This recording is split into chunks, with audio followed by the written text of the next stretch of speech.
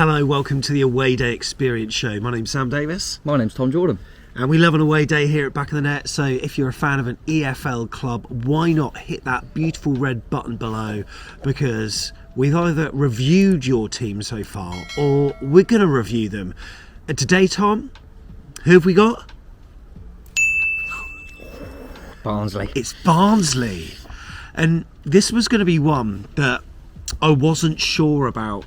I thought this one could hit the bottom of our tier list, because that's what we do on the show. We have a tier list and we've got a number of categories. Tom, do you want to talk them through the categories? What do they mean? And there's 5 categories. We've got Absolute Dog, it's called, which fortunately at the moment there's none in there. We've had some good away days. Watch out, Tykes. Yeah, watch out. And then we've got Nah Mate, which a couple are in, but obviously it's all on that. We literally we take the bias away from what happened on the pitch, and we go on our whole away day at that time. And you know, if you're not happy with where you are, you're watching this the first time, then go and check out why you got it, because I like to think we reasoned with it quite well. I think so. Then we have So-So, which is obviously in the middle, like I say, decent away day, but not good enough to actually get decent, because then we've got decent, which is a little bit higher, kind of above average. And then Yes Lads at the top, which at the moment is just the one in there, Bristol City, which we enjoyed.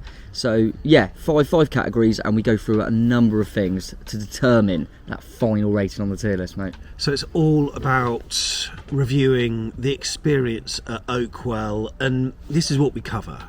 The pre-match experience, getting there, parking, the pubs beforehand, the walk to the stadium, the ease of getting to the stadium. After that, the stadium itself, reviewing that. Is it too old school? Is it a new modern bold? Does it have character? We got to talk about that. Also, the concourse and facilities as well. So that's how spacious it is, what the toilets are like. Has it got access for disabled people in wheelchairs, for example? Food and drink. Is it any good? Is it tasty?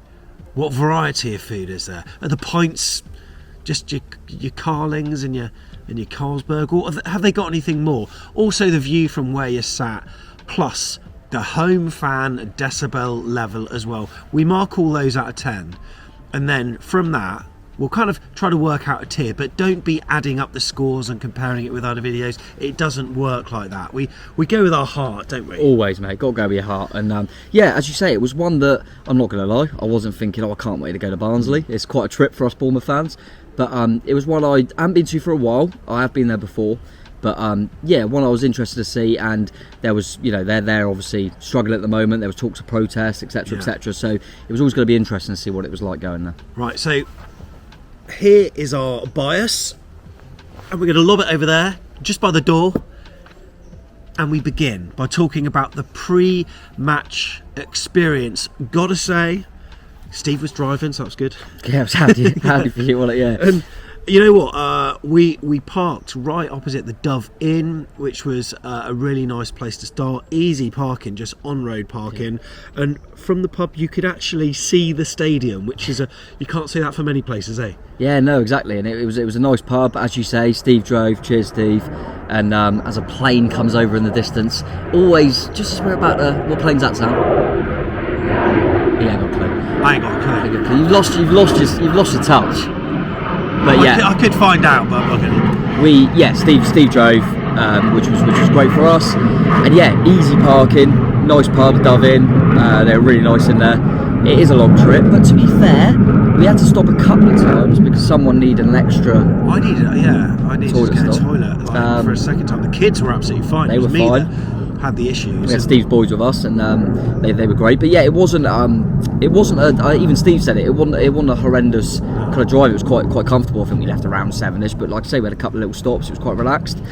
Parking was great. There were some weird sights and sounds as we were approaching Barnsley, including a little kind of suburb or village or whatever you want to call it, called Birdwell, where all the lampposts were sponsored. It was almost like you sort of, do you know in the matchday programme, where you have, you know, your pen pictures of all the players, and it'll be like who sponsors the shorts of Sam Surridge or whatever. It'd be like Sean Massey and his wife Dawn or whatever, you know. And it was like that. That was a bit weird. Yeah, it was awful. It was strange to see that. So I don't know why that is. I don't know if any Barnsley fans can say why that is potentially. But yeah, like I say, it was a nice trip. Really easy parking, and yeah, getting the pub. It was a good pub. It wasn't I would say wasn't too kind of rowdy, but it was mixed. Yeah. But Barnsley fans, by the way, just started by saying absolutely brilliant, so grounded. They understood that what's going on for their club. We've been there at the moment with the owners and things like that. But they were really nice to chat to. A few of them come on the vlog and stuff like that. Were really, really good.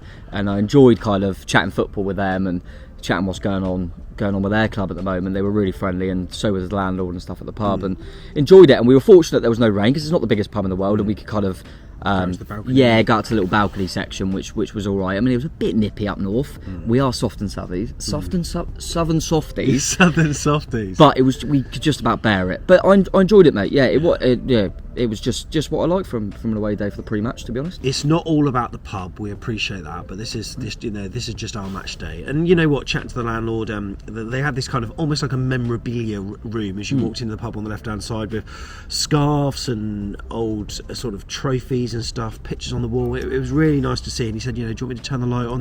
They did nice hot food in there, which was good. All the young lads could go to the East Dean Working Men's Club, so we were with the kind of more calm AFC Bournemouth fans. But yeah, the Barnsley You're saying I'm not in the youngsters anymore? Nah.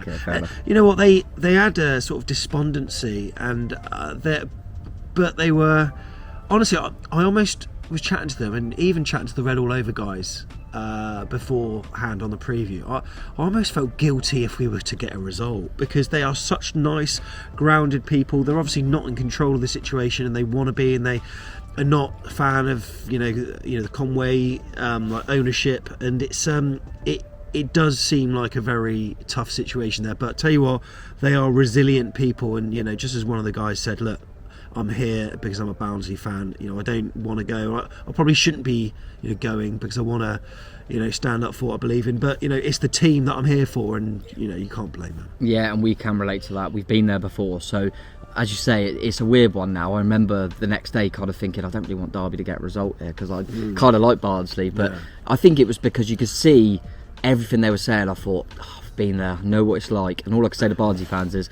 we've been there, and then we had 5 years in the Premier League, and you're a big football club. I always remember I'm 30, so I always remember kind of 98. I think it was 98. My sticker book, and Barnsley were in there in the Premier League. So it's just, I think the drop off has really surprised them in terms of they were in the playoffs last season.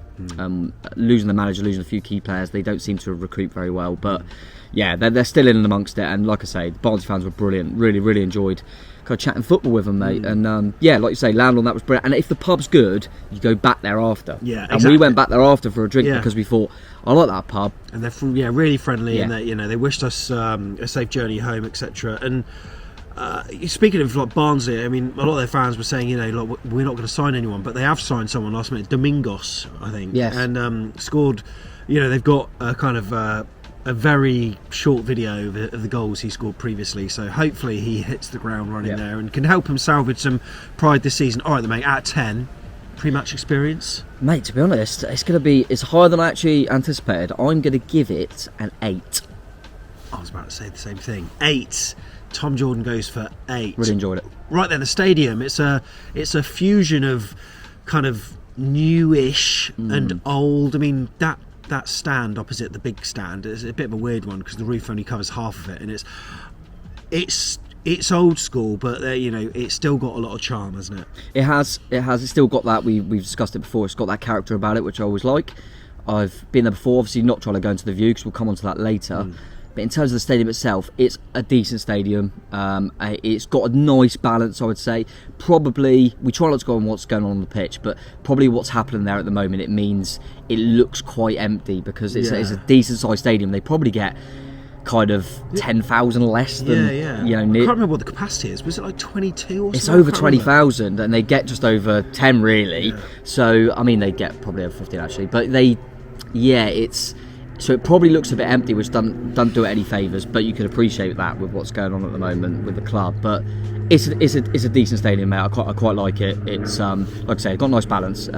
Nothing spectacular, but we are at Bournemouth. It's their home, it's nice. It's nice. Out of 10, 6, above average. Yeah.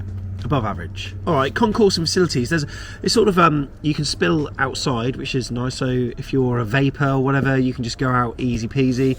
And there's quite a bit of room, but I think just the way with the sort of food areas and position means that for like a section of it, there is a crowd to try to get through if you're looking to get somewhere. But facilities, easy enough to get in the toilets. We took up 1,000 or just under 1,000, Really and good.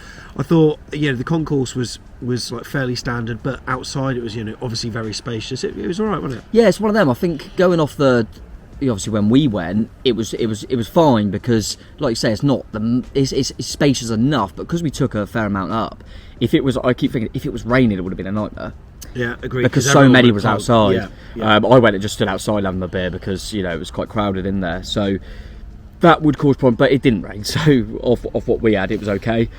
Only, it's a difficult one because, like I say, it can be a little bit crowded, but because you've got the outside spot, I do like it. I remember going there before and they always kept it open, which I do like, because using their heads a little bit. If you couldn't go outside and open the doors, then it maybe would have been too crowded. But they did, so credit to them. It was just standard, wasn't it? It was just standard, nothing unbelievable, but equally not poor either. I was quite happy to be in there, and like I say, just having a little cheeky one at half time. Rob Trent looks like he had a pretty good time. You can see from his photos that all was good. And look, I had a brief look, and there was an accessible toilet that looked fairly easy to get to by the looks of it. It was all very flat. So from what I could see, from an accessible point of view, it didn't look too bad, but I'm happy to be corrected. So if you can clarify what you thought it was like, then please leave a comment below, because it's something that we always like to take into account there. In terms of food and drink, have we rated the concourse? We haven't rated it yet, mate. Got to rate it first. All right, mate. I think I'm going to go similar to the stadium, where go it on. was slightly above average, I would say, because it didn't rain, you could have the outside space. So I'll go for a 6 again. 6. There we go. 6 out of 10. So yeah, food and drink then. Did I have food? No. Did I have a drink? No. Yeah, you did. I got you Did one I? in. Oh yeah, no, I did. Yeah, I got did. you one in, mate. I went down a little bit early for a change. Yeah, you did. Thank you, mate. Yeah, you we did. got you one. I mean, you gave me a card. But yeah, we got a few drinks in. I'm gonna have to say, only Carling. And if you've watched any previous videos, only Carling is never a good thing. Never a good thing. I mean, even at Bournemouth, we have a bit of Moretti there, don't we? We have a nice bit. But it is what it is. Beer's not the be all and end all. Of course course it's not. And to certain people that think we always talk about it, look, if you chat to the majority of football fans that go, they will go down into the concourse and have a drink. So it's always good to see what's on offer. That's why we talk about it. Food wise, but yeah, I had a burger. Yeah, I had a burger. I went up there. I was kind of debating, hot dog burger. Looked for them burgers look alright. Yeah. So I had a little cheeseburger, and decent for the price, mate. It was fine. It was nice. So I was happy with that. And like I say, yeah, it was just standard, I would say. It was nothing. I didn't go there and think, oh, they've got loads of options. But I didn't go there and think, God, they haven't even got. Sometimes you go to places, even at Bournemouth, and it runs out early, and they think they're not really prepared. They've got chicken flatbreads there, apparently. Yeah, something like that, wasn't it? Yeah. I was like, ooh, I was tempted to have a go, but the queues were. They did build up. Queues did build up, and I just thought to myself, oh, you know what? I can't do it. And by the time I got down, which was on half time, Tom obviously did his usual preparation, 38th minute thing. So didn't miss a goal. No, didn't miss a goal. He was all right, but for me, I mean, whether there were a few issues with regards to paying on cash, paying on card. Let's hear from a certain Mr. Jackson, who will tell you his story about it. One happy. Away days. Yes, They're always good, aren't they? always good. But Apart from Barnsley. why is that? Well, you get to the front of a queue in Barnsley and the card machine stops working on one till. So I say, what could I go over to the other till? Pay for my pints over there. No, that's not acceptable. You have to join the back of the queue. They say you cannot order your pints after waiting. Oh my! I'm too angry for this. You don't like Afterlife, you don't like the I don't like Afterlife. What do you like? I want to watch the world burn. I think that's what I want really. But it's cash at this bar now only. That one there, if you want to. And if you don't have cash, you can queue all the way up and then get sent to the back of the queue where they do take cards. Which, Well, I'm going to Google anger management Barnsley and I will send you right there. You're not happy. but you know what, authentic. So on an away day tier list, if you, on a scale of like brilliant to terrible, where are you putting Barnsley so far? It's all right.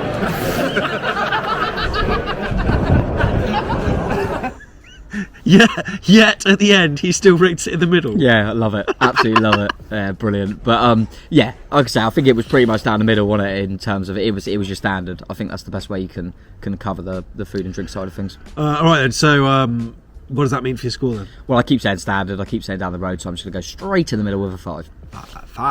Five. Okay, the view from Oakwell, you know, where we were at was pretty good, but apparently if you're further towards the back there were quite a few pillars which I didn't quite realise. So it's not quite a sort of cantilever roof by the looks of it. It's like part cantilever. It's a bit weird. If you do go to the back, there were, and it was Dan Parsons who I also saw at Luton Town. He was in the vlog and he was saying, you know, it's not that much better than Luton in terms of the view. So depending on where you were, but there was enough space where he could have moved somewhere else if he wanted to. I mean, we didn't have any obstruction, and I could see all the pitch, you know, pretty well, to be honest. And I was quite happy with where we were. I was, mate. Good view of the goal, and yeah, I was pretty happy with the view. So yeah, I had no complaints, but obviously interesting. We try and go with a view. We try and kind of get, like you mentioned there, kind of an insight from all the fans, because you know we're literally going off the one seat we were at. So yeah, that kind of comes into the equation. But yeah, I was relatively happy with it. We took a fair amount up, which maybe is why Dan decided not to move. But whereas say like Bristol City, we were kind of, you know, penned into the upper section of the whole thing, so you got that kind of sheeting. Here, no problem. So you could go at the very kind of almost pitch level, or you could go high as well. So out of 10, I'll tell you what was nice. We got a good little view of the stewards having a little wall because they thought it might kick off somewhere. I think it was to do with the protest, wasn't it? There was, yeah. Now this was something I didn't quite. I knew there were going to be protests, but to be fair, I think maybe the acoustics or whatever didn't make the Barnsley fans sound as loud, and we'll come on to that next with the decibel level. But I didn't quite realise the protesting until I saw another vlog, and also what Barnsley fans were saying on Twitter with regards to what they were singing and chanting, and there was a bit of a fracas in the corner. Wasn't particularly aware of it, but the stewards came round and sort of lined up in a almost like Squid Game sort of style. I thought who's going to be taken out first, and it was a little bit strange, but obviously they were there to protect us as well, just in case the Barnsley fans came on the pitch, I suppose. Not that they would have come over to us. I think, you know, they were very amiable people, but it's just, you know, they have to. Yeah, they have to do it. It was funny because it almost looked like they thought we were going to go on, but what are we going to do? It wasn't really a game that we were going to swarm the pitch, I don't think. But yeah, I can appreciate it with the protests, etc. But yeah, in terms of a rating, I think I'm taking kind of Dan and other people's views into it as well. Which I probably for me, I would have gone more of a like kind of a little bit higher maybe. But taking all fans into consideration, I'll go for a 6. Tom John goes for a 6. Super duper home fan loudness then, which was.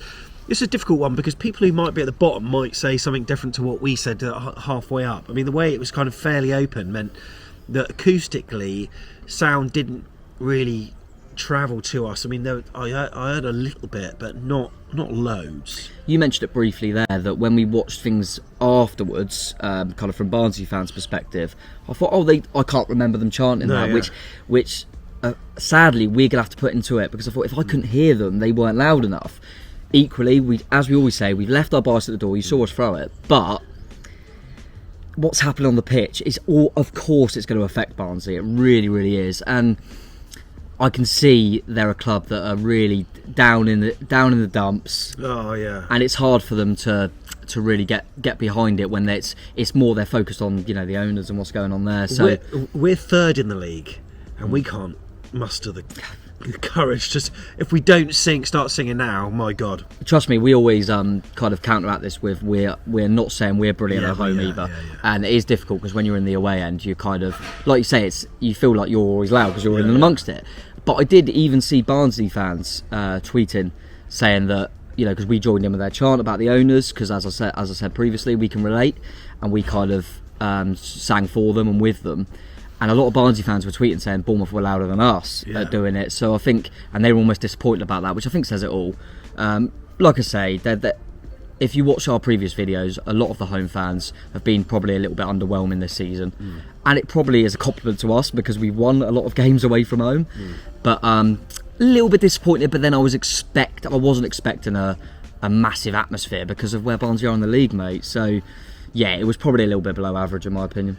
Yeah, and this was that moment that the Cherries fans got behind that Barnsley message. Get out of their club! Get out of their club! Get out of their club! You greedy bastards! Get out of their club! Yeah, so we put that as our teaser on the vlog, and that tweet got in front of nearly 15,000 eyes, and there was a lot of appreciative messages from Barnsley fans. And look, we're human just like you, and we know what it's like not to be in the best place, so we can completely understand your frustrations there, absolutely. So hopefully, you know, the right thing will happen for you. Home fan decibel level though, mate, yeah. It feels horrible because I'm like, oh, I like Barnsley and we were there with you, but 4.